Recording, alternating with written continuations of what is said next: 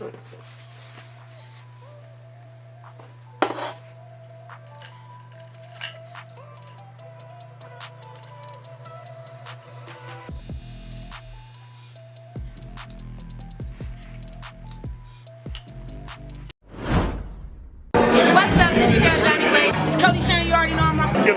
the folk kicking shit, man, we appreciate it though. Yeah.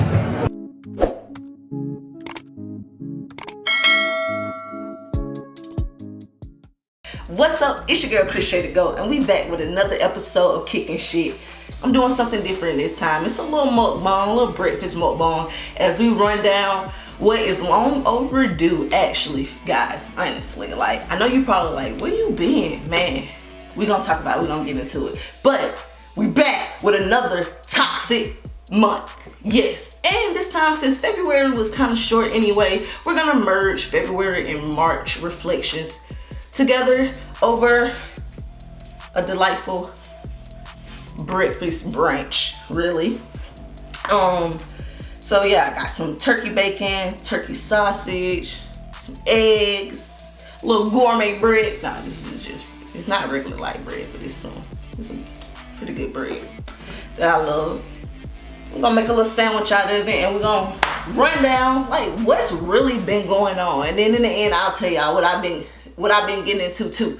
But before we get into the video, don't forget to like the video, subscribe if you haven't already subscribed. Come on, what we doing? This the Kicking Shit family. I thought we was in this together. Soul for a soul, come on baby. And if you're new here, drop a comment below, shout yourself out, tell me where you from, how you doing. We love to start conversations. Now let's get into the video. First and foremost, I gotta go backwards because it was crazy. Like, I don't want us to forget anything, so we just gonna start with what happened first. Gorilla Glue, girl. Oh my Lord. So it started off as what we thought, at least I thought, was a TikTok prank joke. Come to find out, this girl really put Gorilla Glue in her hair. Now, if you're not familiar with what Gorilla Glue is, it's a hardware industrial tight hole style product, but it's for your home, for home repair style projects, not your hair. Get it? I said home repair, not your hair. But yes, so there is also though this thing called, what is it? Not Gorilla Glue, Gorilla Snot. Don't give me the line, I'll put it in here. And it is made for your hair. So long story short, Tessica decided she was going to, she ran out of holding jail for her hair, so she decided she was going to use Gorilla Glue, and not the one for your hair, the one for your household. And needless to say, this is what she looked like. It was months. It went viral. We were all talking about it. I know y'all done seen it already, but again, we need to go back and reflect. But it was a whole moment. Like, everybody, she had GoFundMe accounts, people were reaching out, and she ended up getting surgery for free to repair the hair. I don't know if it's fully recovered, but fast forward, updates to this week of what is to come of Gorilla Glue girl, and she's pregnant with what is her 6th kid. So congratulations. Like, she's had an epic, surprising, very unexpected year, to say the least, I'm sure, on her end. Now, a lot of us was all surprised and going crazy, like, if we can get rich and famous off of doing that, like, tell me what else I gotta do. Why am I working so hard and I get that? Like, let me know the secret. But nah, honestly though, I would rather have my hair. Drop it in the comments. Would you rather be Gorilla Glue girl right now, or would you rather have your hair? Let me know. All right, moving on. I don't even know where to start on this. How do I start? Meghan Markle and Queen, let's just say that. And I ain't talking about Nicki Minaj, I'm talking about of England. That Oprah Winfrey documentary was something.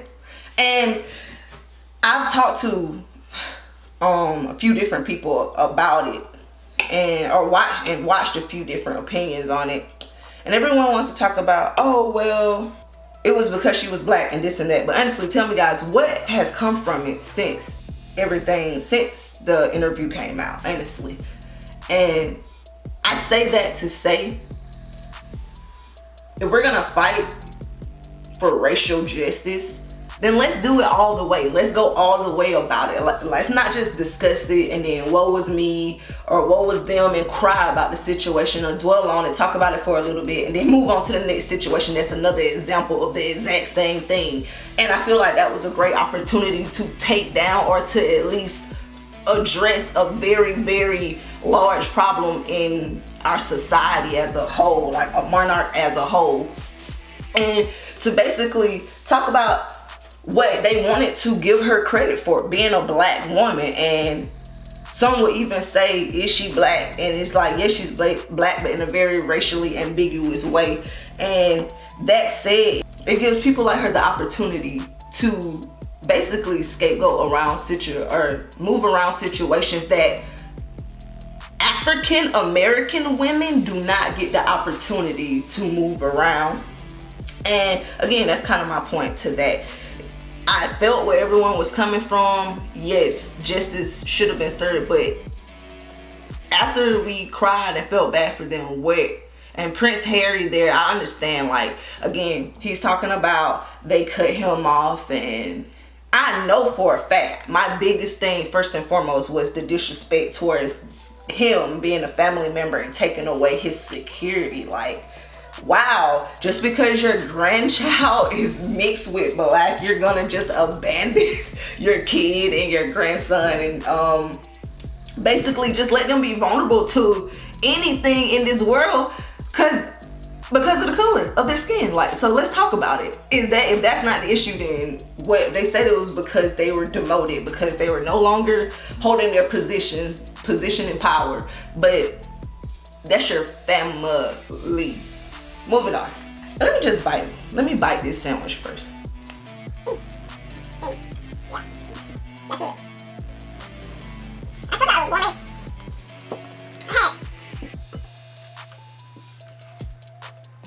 I'm sorry, y'all want to bite?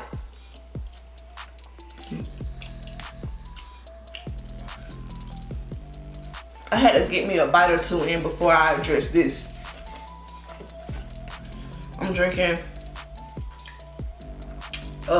yerba mate, enlightenment tea. I don't know if I can see that.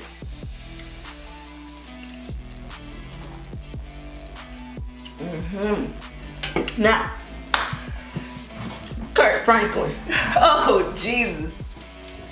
Yes. We all heard it. My favorite gospel artist of all time, looked up to, father figure, godly man, what I've lately been calling those VIP heaveners, the ones you just knew was going to heaven no matter what, first and foremost, guiding us, leading us to heaven's gates. I just knew. And no, he has a direct line with God. And this isn't to counsel him and to bash Kirk Franklin. I am someone who grew up heavily in the church. When I say 24/7, I mean Sundays, Monday, Sunday church, Monday Bible studies and all type of prayer night, Tuesday choir rehearsal, Wednesday Bible study, Thursday choir rehearsal, Friday church, Saturday choir rehearsal, Sunday church, and in that order. So that's why I'm mad. And I'm gonna let y'all know, yeah, I'm mad. Before I lose my appetite. To hear that was utter dismay for me. Like, can you fathom a wall being just let down before you? Just like, and everyone, and I even talked to my grandmother about this, and again, she's the one who really kept me into church and kept me reading the Bible and staying connected to a higher power. And while I battle with my own religion today in different ways versus how I was raised, jokingly I brought this up to her, and it was kind of like, how dare the son come out. And she wasn't the first person, and again, she didn't take on the full narrative of this, but she was speaking from the perspective that others have had. How dare the son put out their business, and that's disrespectful to your father. And, you know, basically taking all the blame off KIRKFRANKLIN. And while I admit he is human, and that was the point that everyone wanted to make, as well as himself in his apology, it's also the fact of don't act holier than thou any other time then. Like, you want to be human when the time is right, when you've done something human-like and you've exposed yourself, because none of us are perfect. And that's what I learned, again, growing up in church, going there 24/7. Sorry, got me spitting. When you're passionate, just like my papa, we get passionate, we get a little bit. So, but no, going to church 24/7 and being a part of that lifestyle, you expect certain habits and behaviors, and when you see them act a different way, and a way that they would call heathens towards other people, it's very dismissive for you to come in and then say, oh, but I'm just a human. So then what were they when they were doing the exact same thing? Because let's face it, that didn't sound like it was his first time saying those words before. Kirk been cussing. Nah. The apology and subtle jabs towards his son's mental health. And I say they're jabs because even if that is the case, we all know you don't challenge or combat mental health in that regard, especially towards your child. Come on, Pastor. You know better. You know better. And when you know better, we're supposed to do better. So, I think for Toxic Money, that had to be the ultimate blow for me. Like I just stated, going through my own religious growth and spiritual growth and journey, finding my relationship with my higher power, it's things like this example that continue to debunk and dismantle this hierarchy that was presented to me beforehand. Like that, and basically what I'm saying is that showed me what it really is, what I already knew, but again, you just don't fathom certain things until you see them. Moving on, which that just made me realize, on a side note, this wasn't even a part of Toxic Month, but on the point of not fathoming things until you see them, and it was also kind of toxic. TREY Songz, what are you doing? Stop with the OnlyFans. Cut it. Celebrities get off OnlyFans, and this is the reason why. Why would you spit in this girl's mouth? Why? Two, not just one girl. I forgot, it was two women. Why would you? And it was just the most. And I get, some people are into BDSM and, you know, like to have fun. We all adults here, but you were Mr. Steal Your Girl for a reason. We wanted to know that the neighbors heard your name on the other side of the wall. We did not want to be in the room. And I'm going to get off of this because now my stomach is getting queasy and I don't know if I'm going to be able to finish my brunch. Next, DERRICK JAXN. Oh my Lord. Now, I'm gonna be honest, I wasn't too familiar with DERRICK before.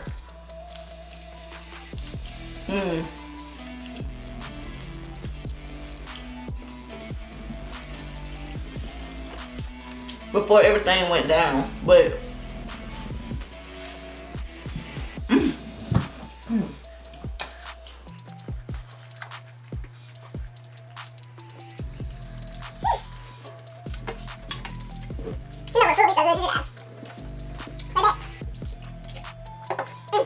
yes, DERRICK JAXN. Wasn't too familiar with him beforehand, but this man comes out and he's making videos giving pointers and tips to women on things that they can do and look out for men, basically on some Steve Harvey's. act like a woman, think like a man style concepts. And here you are now exposed for cheating on your wife. Yes. And then you have the audacity to not just take ownership for yourself and address the matter on your own accord, but to then have her hold your hand, or really you hold her hand, which looked a little forceful, and address your scandal and your allegations to the world. And again, this goes back to the thing with Kirk. Accountability. I'm not perfect by far. Kicking shit is a space, and Toxic Tuesday is a space to let it all go. We're supposed to address it, go over it, move past it on what we should do better. But for Derrick to get on, scapegoat his wife, like, yeah, she's still here, look, you guys should be here also, and then use it as an opportunity to then promote more things like his book and things he's selling, and then create an opportunity. I think it's a podcast I saw him and his wife are now going to do, to talk about being better together and staying together and making it through. And don't get me wrong, if you're gonna stay and if you believe it's worth it, stay and work it out. But the signs, even him reacting to his own video and speaking in third person, like, really, dude? Come on, man. That was, I don't know. Another thing about putting people on pedestals, and you don't act like you're with the rest of us until it's time to clean up your mess. And we all got mess, and that's my point. We all got mess, and we all got things going on. So I don't want to get on here, and none of us should get on here talking like we know it all. I swear I contemplate a billion times more than you guys will even know. Again, going to my whole hiatus of where I've been to even do a toxic month. Because with this going on, with what we all personally got going on, there's no space for the lies in the game. Just keep it real and keep it 100. And I feel like, yes, people mess up, but this is an example for us and for him at the end of the day. And hopefully his wife and their relationship, like, stop the fronting. Stop the fronting. Like, it's toxic. Your fronting is not just Derrick. Everybody. Us, the flexing, it's gotten to an all-time high. Like, this man made a legacy off of perpetuating a narrative that he was not, and a lifestyle that he was not living. And again, like, I personally get up here and I want to make sure that the content that I give you guys and the things I touch on and that we talk about are authentic and are real, because that's all you guys deserve. That's all we all deserve from each other, to just coexist and give each other the real. Other than that, let it be and leave people alone. Next. On a lighter note, Lil Nas X, hey, Montero, hey, love the video, applause. When I say Lil Nas X decided he was just gonna pop out and wake everybody up with the Call Me By My Name video, Call Me By Your Name video. And I know, again, I could tie all these different points together. It's crazy how the whole February and March kind of played into each other, from the KIRKFRANKLIN incident to Lil Nas X's video. And debunking Christianity, debunking the Bible, debunking religion. And I'm not here to be one of those Bible thumper hater people at all. Again, grew up in church, love my belief and where I come from. It's who I am. It's the only way to stay grounded, but you have to evolve.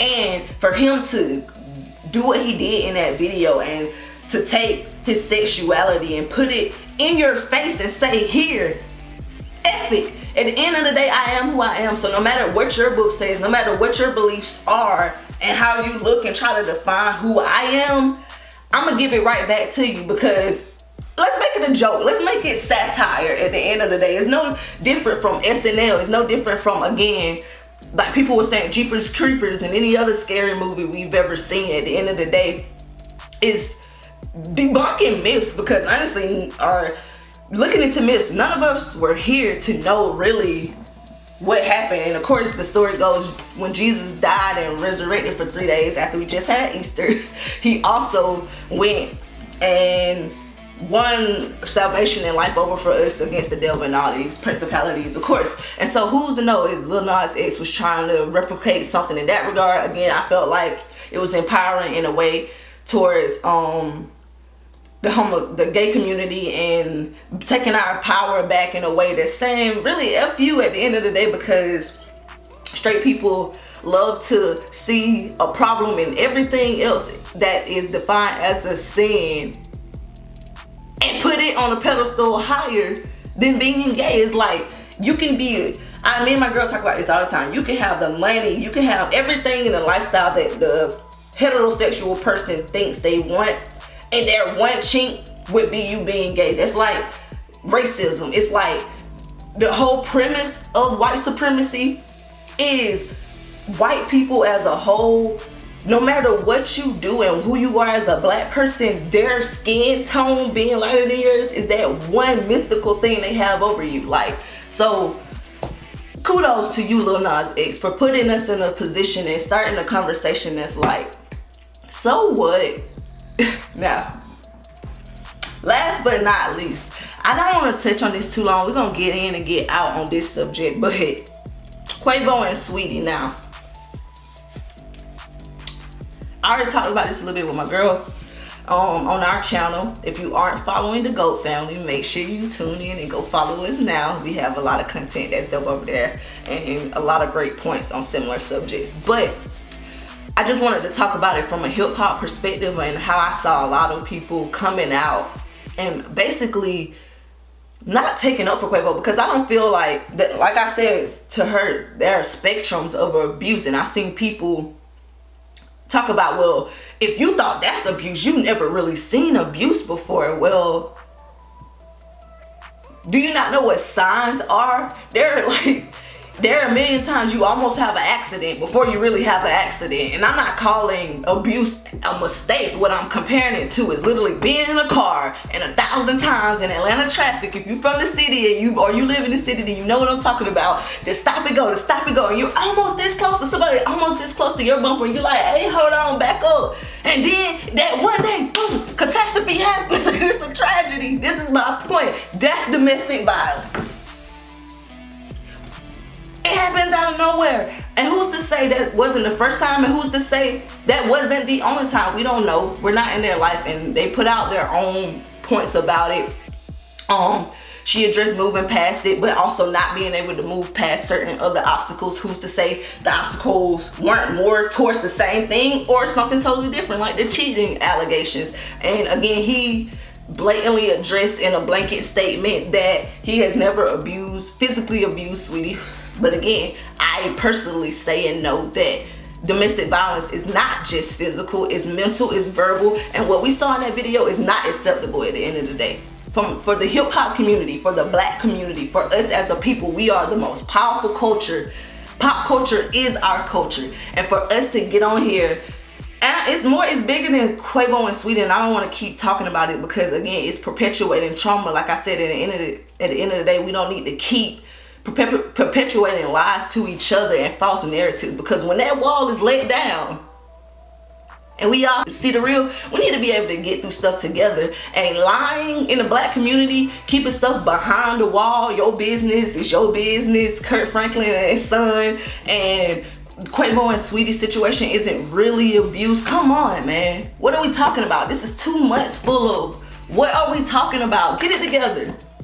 Now, as we wrap it up, because I'm getting too deep into the video and I gotta go, but I just want to address where I've been at. I've been on a depression hiatus, and what that is basically where you're going through your own personal woes. Everything I just discussed with you guys is something I've seen when it happened, and as the stories have progressed, I've also had my own personal just, what should I do? Again, how do I address y'all? What is next? And like I always say in the Toxic Tuesdays on my Instagram, or in last month's or January's Toxic Month, we gotta breathe and let that ish go, because at the end of the day, we gotta keep moving forward. Like, to do this, to sit down, I came into this video with so much anxiety, guys. I really can't even lie, but I'm feeling great to finish this with you guys. And that being said, I'm so proud to be back, so happy to continue this journey with y'all and get through yet again not one but another 2 toxic months, toxic